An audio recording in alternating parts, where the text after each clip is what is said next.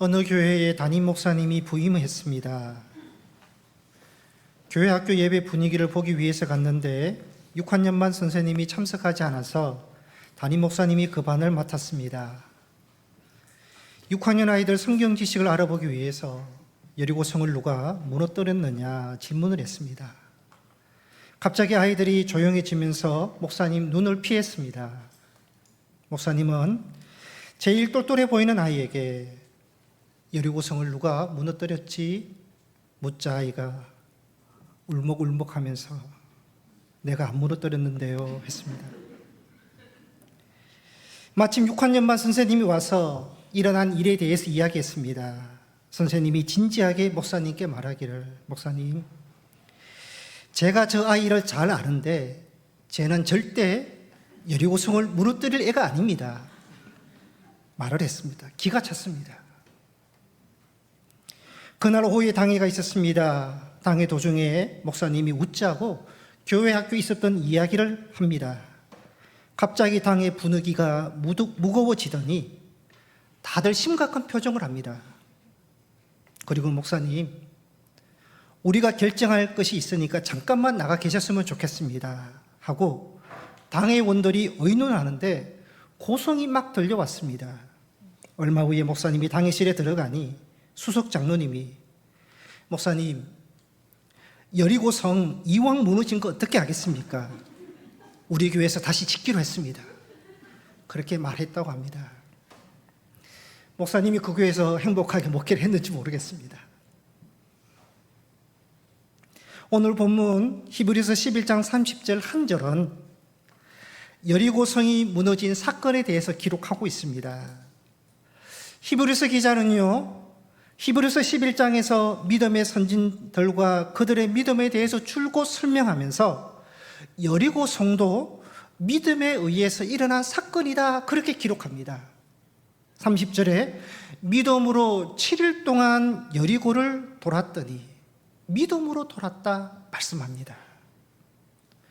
여호수아 6장에서 여리고성 이야기가 자세히 기록되고 있습니다. 이스라엘 백성들에게는요, 이 여리고성 전쟁이 굉장히 중요한 전쟁이었습니다. 왜냐하면 가나안에 들어온 후에 첫 번째로 싸우는 전쟁이기 때문입니다. 백성들은 출애굽 후에 40년 동안 광야 생활을 했고 요단강을 건너서 막 가나안에 들어왔습니다. 이제 가나안에 살고 있는 가나안 족속들과 싸워서 그 땅을 정복해야 되는데 첫 번째로 만난 성이 여리고였습니다. 여리고와의 첫 전쟁은 앞으로 가나안 모든 전쟁을 결정하는 중요한 전쟁이었습니다. 왜냐하면 첫 전쟁에서 승리하느냐 패하느냐에 따라서 가나안 전쟁이 달라질 수 있습니다. 전쟁에서 승리하면 사기를 얻어서 계속해서 가나안 전쟁을 할 자신감을 얻게 되지만 만약에 패한다면 가나안 땅에 정착하지 못하고 떠돌이 민족이 되든지 아니면 쫓겨나서 다시 광야로 돌아가야 하기 때문입니다. 이번 전쟁은 이스라엘 백성들에게 반드시 승리해야 하는 중요한 전쟁이었습니다. 그래서 하나님은 이 여리고 전쟁에서 승리할 수 있도록 명령하시고 방법을 제시하는 것이 본문 내용입니다. 1절에 말씀합니다. 이스라엘 자손들로 말미암아 여리고는 굳게 닫혔고 출입하는 자가 없더라. 여리고는 아무도 들어갈 수 없도록 굳게 닫혀 있었다 말합니다. 성을 빼앗는 싸움을 공성전이라 합니다. 이 공성전은 너무 어려워서 이 싸움은 적어도 3분의 1 손실을 각오해야 되고요, 장기전을 예상하고 싸워야 하는 굉장히 힘들고 어려운 싸움이 성을 빼앗는 싸움이라고 합니다. 더군다나 여리고성은요, 아주 견고하고 높은 난공불락의 성이었습니다. 학자들에 의하면 여리고 성벽은 안쪽 벽과 바깥 벽이 두터운 성벽으로 두 겹으로 튼튼하게 지어졌고 바깥벽의 두께는 약 1.8m이고 높이는 9.2m가 되는 아주 튼튼한 성벽이라고 합니다. 이 성벽을 앞두고 하나님께서 이스라엘 백성들에게 말씀합니다. 2절 보시면 6장 2절에 보시면 보라 내가 여리고와 그 왕과 용사들을 내 손에 넘겨주리라. 붙여주시겠다고 말씀하십니다. 여리고 성을 6일 동안 매일 한 번씩 돌고 7일째는 제사장이 나풀을 부는 동안 7번 돌아라. 6장 5절 그러면 여리고 성이 무너질 것이고 백성들은 그 안으로 올라가서 점령할 것이다. 그렇게 말씀하셨습니다. 이스라엘 백성들 앞에는요, 지금 두 가지 모습의 여리고 성이 있습니다. 첫째는요, 현실의 여리고 모습입니다. 그 성은 굳게 닫혀 있습니다. 아무도 출입할 수 없는 견고한 성의 모습입니다. 눈에 보이는 모습은 정복할 수 없는 강한 여리고의 모습입니다. 두 번째는 말씀의 여리고의 모습입니다. 하나님께서 너희 손에 넘겨주리라. 그 성벽이 무너지리라. 말씀을 보는 여리고의 모습, 믿음의 눈으로 보는 미래의 여리고의 모습이 있습니다. 히브리서 11장 30절에 믿음으로 7일 동안 여리고를 도니 백성들은 믿음으로 돌았습니다. 이 말씀은요, 이스라엘 백성들이 매일 여리고 성을 한 바퀴씩 돌 때 눈에 보이는 여리고, 현실의 여리고를 본 것이 아니라 미래의 여리고, 말씀대로 되어질 여리고를 보면서 돌았다는 것입니다. 이스라엘 백성들이 믿음으로 여리고를 돈 이유는요, 하나님께서 말씀하신 것은 반드시 이루어 주신다는 것을 믿었기 때문에, 그것을 이미 보았기 때문에 믿음으로 여리고성을 도는 것입니다. 이스라엘 백성들은 430년 동안 애굽에서 노예로 살았습니다. 10년, 20년도 아니고 430년이라면 애굽은요, 절대 벗어날 수 없는 난공불락의 여리고였습니다. 그게 현실이었습니다. 그런데 하나님께서 모세를 지도자로 보내시고 10가지 재앙을 애굽에 내리시면서 하나님께서 말씀하신 대로 애굽의 여리고를 무너뜨리고 구원해 주십니다. 백성들은 말씀대로 이루어 주신 하나님, 구원해 주신 하나님을 경험합니다. 그렇게 해서 출애굽해서 광야로 들어갑니다. 광야에서 40년 생활했습니다. 수백 명, 수천 명도 광야에서 생활한다는 것은 어려운데 200만 명이 넘는 백성이 광야에서 1, 2년도 아니고 40년 생활한다는 것은요, 불가능한 일입니다. 광야는 백성들에게 여리고였습니다. 그러나 하나님께서 광야 여리고에서 40년 동안 안전하게 지켜주셨고요, 광야를 지나서 가나안으로 인도해 주셨습니다. 이스라엘 백성들은 이미 하나님이 어떤 분이신지 경험하였습니다. 말씀하신 대로 반드시 이루어 주시는 하나님을 보았습니다. 그래서 백성들은요, 가나안에 들어가서 처음 전쟁하는 여리고를요, 눈에 보이는 현실로만 보지 않습니다. 하나님께서 말씀하신 대로 여리고를 너희에게 주리라, 여리고가 무너지리라 선언하신 대로 정복하고 승리하는 미래의 여리고를 보면서 들어갔던 것입니다.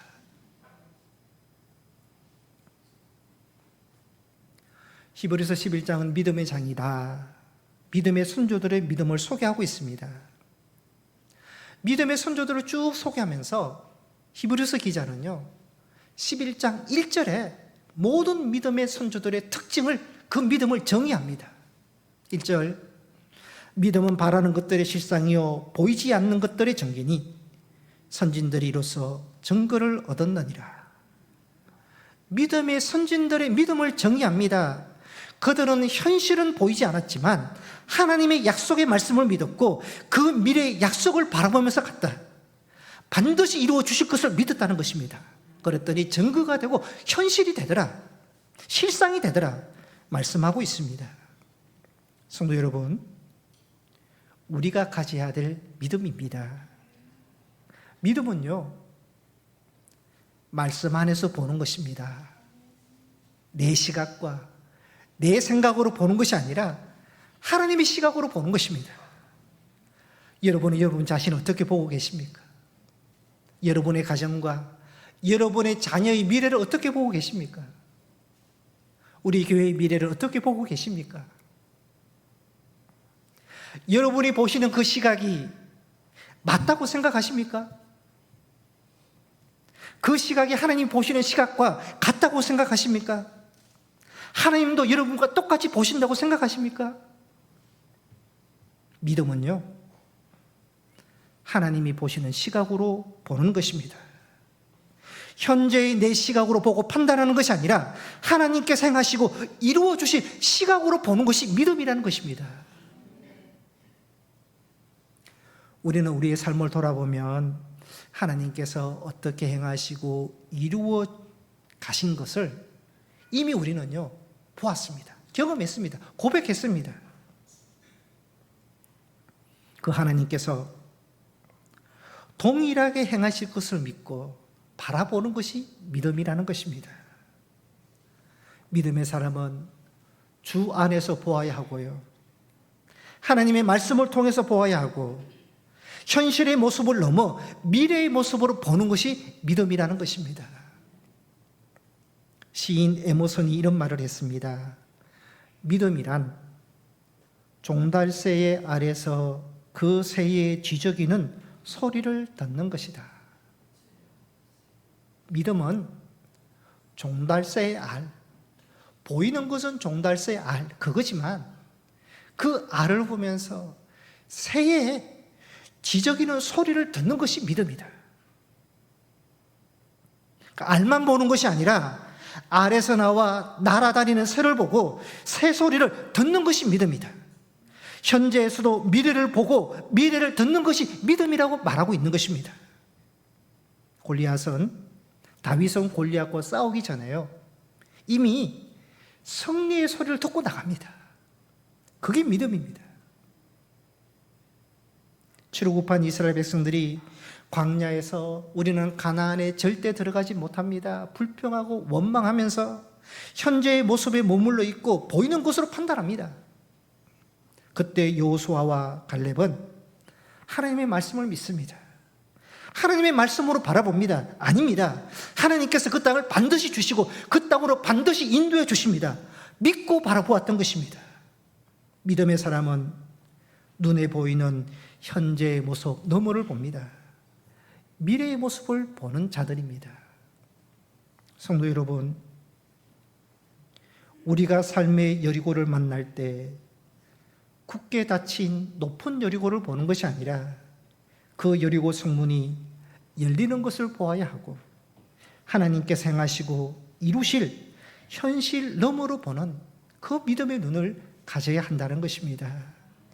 믿음의 사람은 주 안에 있으면요, 좌절을 보지 않고 소망을 보고요, 주 안에 있으면 불가능을 보지 않고 가능한 것을 보고, 주님 안에 있으면 어둠이 아니라 빛을 보는 것이고요, 주님이 행하실 것을 믿고 바라볼 수 있는 그 눈을 갖는 것이 믿음의 눈을 갖는 것입니다.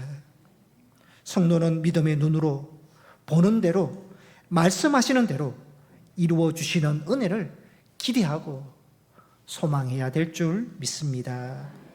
두 번째로 이스라엘 백성들이 가진 믿음은 순종의 믿음입니다.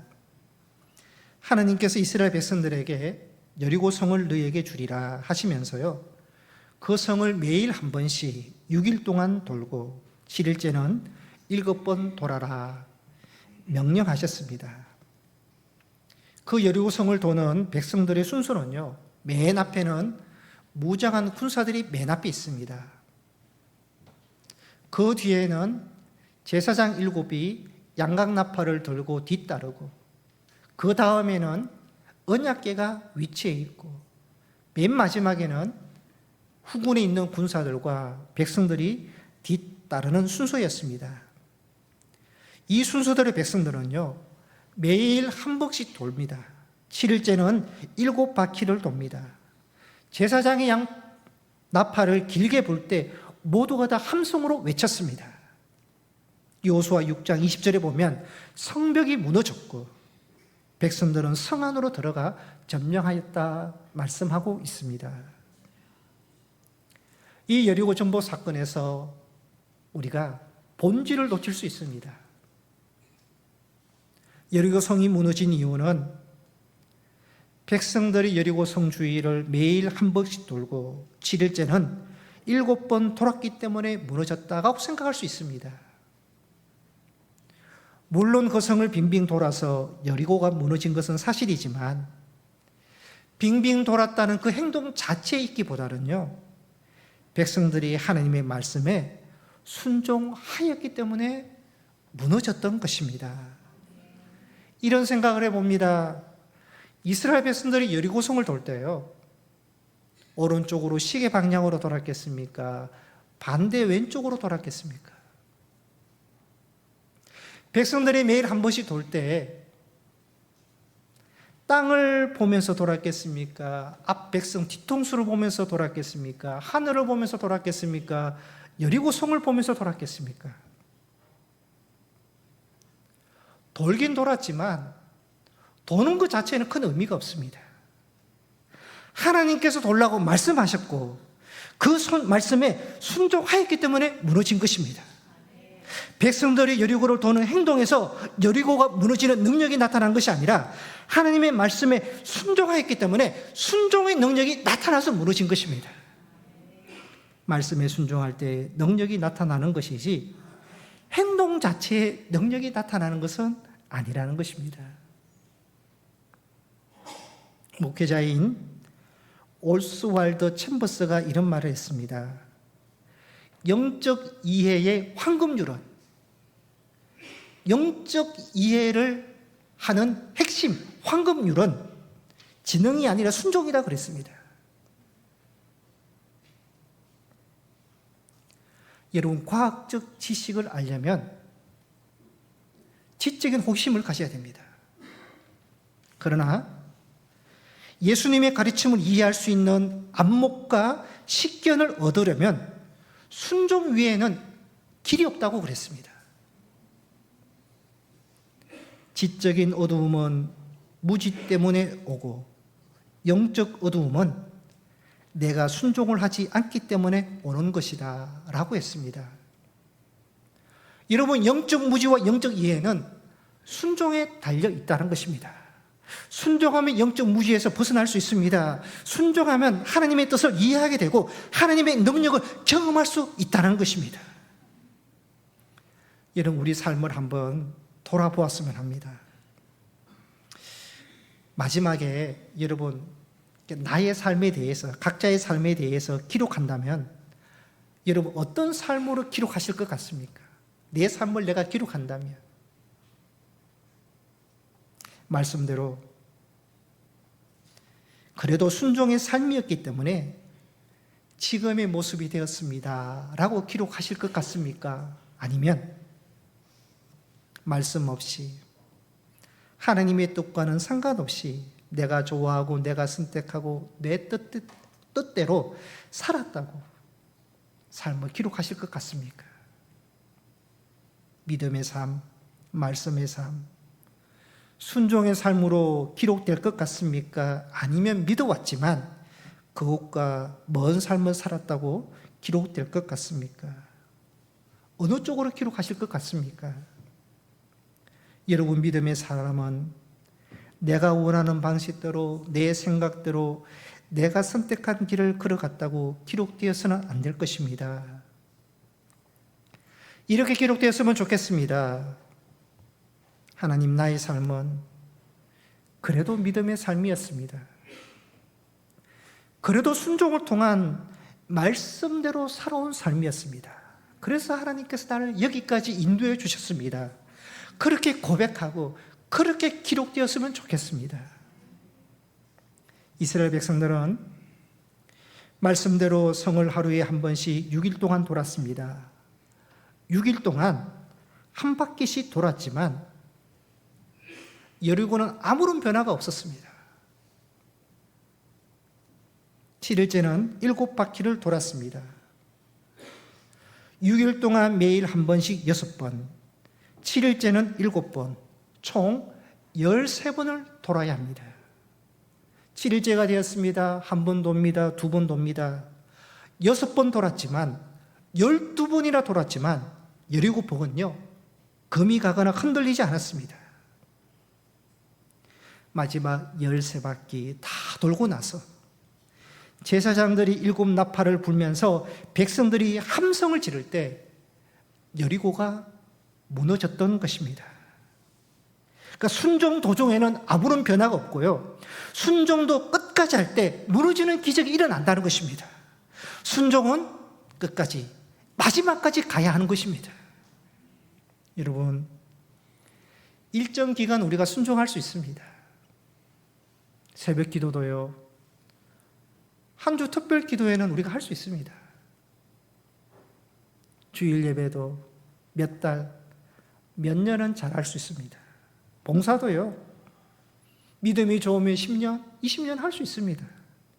그러나 끝까지, 마지막까지, 힘 닿는 데까지 하는 것은 쉽지 않습니다. 만약에 끝까지 믿고 있고 끝까지 봉사하는 분들이 계신다면요, 그건 귀한 믿음입니다. 신실한 믿음입니다. 왜냐하면 여러 가지 이유와 상황으로 신앙도 봉사도 기도도 꾸준히 끝까지 가는 것이 쉽지 않기 때문입니다. 성도 여러분, 여러분의 믿음은, 여러분의 그 기도와 예배는 끝까지 가야 될 줄 믿습니다. 끝까지 가는 믿음, 끝까지 가는 예배, 끝까지 말씀대로 믿음으로 순종하는 자가 되어야 될 줄 믿습니다. 끝까지 가기 위해서는 인내해야 됩니다. 끝까지 가기 위해서는요, 지겨움과 지루함을 극복해야 됩니다. 끝까지 가기 위해서는요, 장애도 극복해야 되고 내 생각을 내려놓아야지 끝까지 갈 수 있습니다. 자주 실패하는 사람이 있습니다. 잘 안 되는 사람이 있습니다. 특징은요, 자기 중심적이고요, 빨리 포기하는 경우가 있습니다. 자기 기준, 자기 감정, 자기 상황이 중요하기 때문에 힘들면 빨리빨리 그만둡니다. 그러니까 얻는 것도 없고요, 변화도 열매도 없는 것입니다. 공부를 잘 못하는 아이의 특징은 오래 가지 못한다는 것입니다. 부모님이 잔소리 이렇게 합니다. 좀 책상에 진득하게 붙어 앉아서 공부 좀 해라. 진득하게 붙어 앉아라. 자녀들은요, 인내와 지루함과 지겨움을 이겨내지 못하기 때문에 공부가 약한 것입니다. 요셉은 어릴 때 꿈을 꾸었습니다. 그런데 자기 꿈과 아무 상관없는 시련의 삶을 살았습니다. 형들에게 미움을 받고 팔리고 애굽의 노예가 되고 보디발 장군의 누명에 아내의 누명으로 죄수가 되고 감옥 생활을 했습니다. 13년 동안 어려움이 계속되었습니다. 하나님께서 요셉에게 너의 고생의 기간은 13년이다. 13년만 딱 참으라. 그렇게 요셉에게 말씀해 주셨다면 그래도 요셉이 인내하고 견디기 쉬웠을 것입니다. 그런데요, 언제까지 지속될지 몰랐기 때문에 힘들었습니다. 그러나 요셉은 끝까지 인내합니다. 지루함과 지겨움을 극복하였기 때문에 고난의 훈련을 통해서 총리가 되는 영광을 얻습니다. 1만 시간의 법칙이라는 말이 있습니다.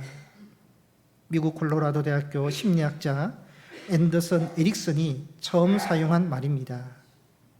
어떤 분야의 전문가가 되기 위해서는 최소한 1만 시간 정도의 훈련이 필요하다는 법칙입니다.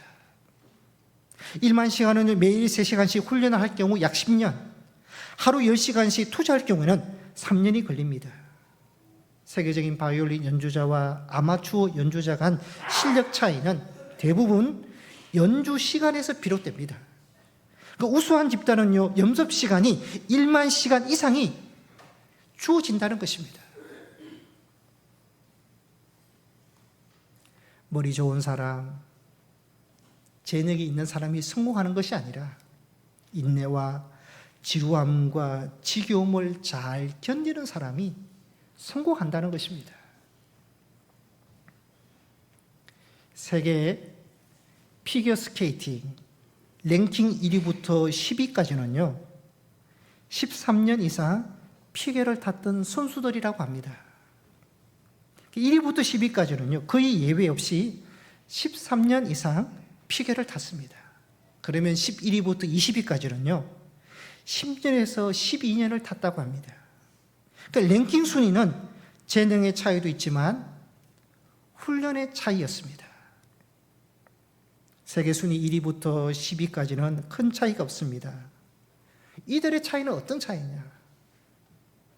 반복의 차이, 끊임없는 훈련의 차이, 인내와 지루함과 지겨움을 이겨낼 때 1% 디테일의 차이를 만들어낸다는 것입니다. 이것을 극복할 때 최정상에 오를 수 있고 아니면 11위 밑으로 떨어지는 것입니다. 세상의 모든 분야에는 뛰어난 천재도 없고 바보도 없고 만들어진다 합니다. 1만 시간의 법칙, 1만 시간 파에 우물이 나오고요, 인내와 훈련, 지루함과 지겨움을 견뎌낼 때 천재로 만들어진다는 것입니다. 특별히 재능을 가진 사람이 있습니다. 천재로 태어나는 사람도 있습니다. 그러나 인내 시간을 통과하지 않고 지루함과 지겨움을 통과하지 않으면 천재와 재능은 사라지는 것입니다. 몇 년 전에 제가 TV 유퀴즈 온더 블록에서 우리나라 피아노 조율 명장 1호 이종렬 조율사님이 나온 방송을 보았습니다. 지금의 나이가 87세입니다. 조율사 경력이 68년입니다. 68년 동안 줄곧 외길을 걸어왔습니다. 4만 번이 넘는 음악회 피아노 조율을 했다고 합니다. 68년이라는 피아노 조율의 반복과 인내와 지루함과 지겨움을 통과했기 때문에 우리나라 명작 1호 피아노 조율사가 되었습니다. 이스라엘 백성들은요, 하루 돌고 이틀 돌고 3일 순종하고 그만둔 것이 아닙니다. 6일 동안 매일 한 번씩 돕니다. 7일째는 7바퀴를 다 돕니다. 끝까지 순종했기 때문에 여리고가 무너지는 기적을 경험했던 것입니다. 순종은 끝까지 가야 한다는 것입니다. 그리고 순종은 단순함이 있습니다. 여러분, 단순해야지 순종할 수 있습니다. 이스라엘 백성들이요, 만약에 왜 매일 한 바퀴씩 돌아야 하느냐, 어떻게 성을 돌기만 한다고 여리고 성이 무너질 수 있느냐, 이게 말이 된다고 생각하느냐. 백성들이요, 생각이 복잡해지고 생각이 많아지고 말이 많으면요 순종할 수 없습니다. 순종은요, 말씀 그대로 믿고 따르는 단순함이 있을 때요 순종하는 것입니다. 요셉은 주인의 아내의 유혹을 거절합니다. 만약에 요셉이 생각이 복잡했다면, 내가 주인의 아내를 거절하면 보복을 당할 텐데, 죽을 수도 있을 텐데, 자기 인생에 대해서 생각하기 복잡했다면요 아마 넘어갔을 것입니다. 요셉은 단순했습니다. 이건 하나님 보시기에 옳지 않다, 불의한 일이다, 주인을 절대 배신할 수 없다, 단순하였기 때문에 거절할 수 있었던 것입니다. 여러분, 믿음은 소설이 아닙니다. 믿음은 추리가 아닙니다. 내 생각과 내 복잡한 걸로 믿음 판단할 수 없다는 것입니다. 믿음은요, 하나님을 단순하게 신뢰하고 말씀을 단순하게 받아들이고 반응하는 것이 믿음입니다. 그러면요, 말도 안 되는 이 열구성을 우리도 돌 수 있는 것입니다. 믿음도 순종도 단순함에 있습니다. 단순함의 기준은 내 중심이냐 하나님 중심이냐 보면 알 수 있습니다. 여러분, 자기 중심으로 믿는 사람이 있습니다. 자기 중심으로 순종하는 사람이 있습니다. 이런 사람은요, 생각이 복잡합니다. 자기 중심이 되다 보니까 기복이 심합니다. 오래 가지 못합니다. 그러나 하나님이 중심이 될 때요, 믿음도 봉사도 순종도 지속할 수 있고 끝까지 갈 수 있는 것입니다. 7 곱하기 8은 어떻게 됩니까? 56. 어느 마을에 7 곱하기 8, 7, 8은 56이라고 하는 사람과 아니다, 46이라고 우기는 사람이 막 다툽니다. 이 다툼이 그치지 않습니다. 그래서 마을 원님에게 찾아가서 7, 8은 56인지 46인지 판정받기로 했습니다. 원님이 다 듣고 나서 56이라고 한 사람에게 곤장 10대를 때리고 46이라고 한 사람은 그냥 보내주었습니다. 56이라고 한 사람이 너무 억울합니다. 왜 내가 매를 맞아야 됩니까? 7, 8은 56 맞지 않습니까? 하소연합니다. 원님이 그래 56 맞다. 너는 틀려서 맞은 것이 아니라 답이 맞아서 매를 맞은 것이다. 네가 46이라고 우기는 놈과 싸우는 것이 너무 어리석어서 매로 쳤다. 46이라고 우기는 놈은 100대 맞아도 46이라고 할 놈이다. 저런 어리석은 놈은 100대 맞아도 고칠 가능성이 없지만 저렇게 어리석고 고집센 바보와 싸우는 너는 10대만 맞아도 정신 차리기 때문에 맞은 것이다. 그렇게 말했다고 합니다. 여러분, 말도 안 되는 것 가지고 우리가 얼굴 붉히고 다투고 싸우는 경우가 얼마나 많습니까? 정답을 안다면 그냥 정답 알고 살면 된다는 것입니다. 그 정답 알면 정답 붙들고 살고 정답 가지고 다른 사람 살리면 되지, 그 정답 가지고 다투고 싸우고 경쟁해서는 안 된다는 것입니다. 한 교인이 무디 목사님을 막 공격합니다. 저 무디 목사는 배우지 못해서 설교할 때 문법도 틀리고, 아브라함이 이삭을 낳았는데 이삭이 아브라함을 낳았다고 성경도 틀리게 설교한다고 막 공격하고 비난합니다. 그러자 무디 목사님이 이렇게 말합니다. 맞습니다. 그래도 나는 틀린 설교 가지고도 많은 사람을 살리고 있는데 당신은 정답 가지고 무엇을 하고 있습니까? 정답 가지고 누구를 살리고 있습니까? 되물었습니다. 정답 가지고 남을 공격하거나 죽이러 가지 말고, 정답 가지고 불화와 불평을 만들지 말고 정답 가지고 사십시오. 정답 가지고 당신도 살고 다른 사람도 살리고 정답 가지고 사명을 감당하는 것입니다.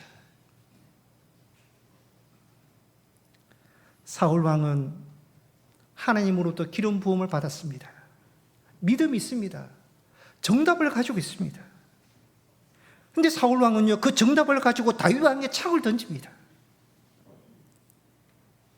정답을 가지고 사람을 해치고 공격하는데 사용합니다. 그러나 다윗은 하나님이 주신 재능을 가지고 정답 가지고 하프를 켭니다.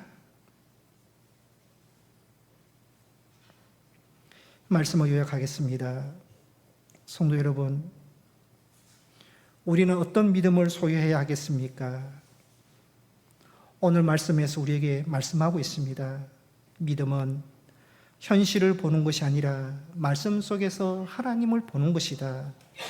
하나님과 함께, 말씀과 함께 현실 너머를 보는 것이 믿음이라고 말씀하고 있습니다. 믿음은 순종이다. 순종하면 말씀의 능력이 우리 삶에 나타난다는 것입니다.